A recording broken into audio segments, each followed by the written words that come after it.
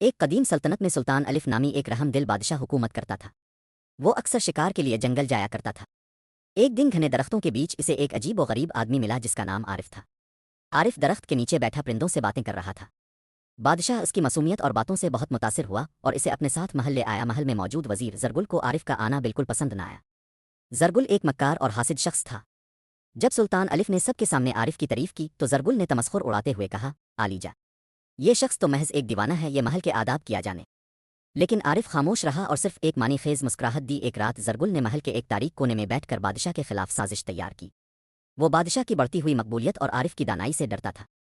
اس نے سوچا کہ اگر وہ بادشاہ کو کسی خطرے میں ڈال دے اور عارف اسے نہ بچا سکے تو وہ دونوں سے چھٹکارا پالے گا۔ اگلے دن سلطان الف اکیلے جنگل کی سیر کو نکلے۔ اچانک جھاڑیوں سے ایک خوفناک دھاڑ سنائی دی اور ایک بکھرا ہوا شیر بادشاہ کے سامنے آ گیا۔ بادشاہ کی تلوار میان میں ہی رہ گئی اور وہ پیچھے ہٹنے لگے۔ شیر حملے کے لیے بالکل تیار تھا اور سلطان کی زندگی خطرے میں تھی۔ اسی وقت عارف نمودار ہوا۔ اس نے نہ تو تلوار نکالی اور نہ ہی شور مچایا۔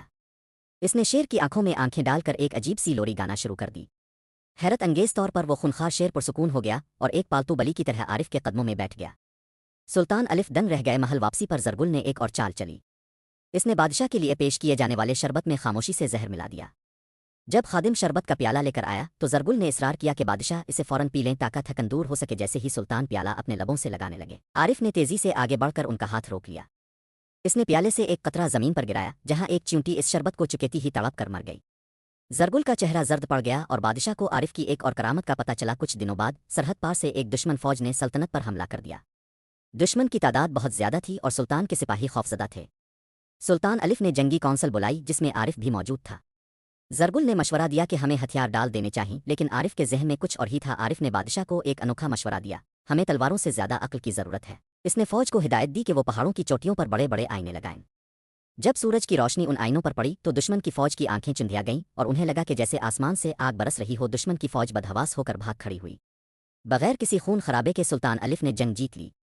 اسی دوران زرگل کی غداری کے ثبوت بھی سامنے آ گئے کہ اس نے دشمن کو محل کے خفیہ راستے بتائے تھے۔ سپاہیوں نے زرگل کو گرفتار کر لیا۔ جنگ کے بعد محل میں جشن کا سما تھا۔ سلطان الف کی بیٹی شہزادی نور عارف کی بہادری اور سچائی سے بہت متاثر ہوئی۔ اس نے بادشاہ سے کہا کہ وہ ایسے دانا شخص کو اپنا شریک حیات بنانا چاہتی ہے جو ظاہری صورت کے بجائے باطنی خوبصورتی رکھتا ہو۔ سلطان الف نے خوشی خوشی عارف اور شہزادی نور کی شادی کر دی۔ عارف کو سلطنت کا نیا عظیم وزیر مقرر کیا گیا۔ اس دن سب نے سیکھا کہ دانائی اور سچائی اکثر ان جگہوں پر ملتی ہے جہاں دنیا اسے دیوانگی سمجھتی ہے۔ سلطنت میں خوشحالی اور انصاف کا دور دورہ ہو گیا۔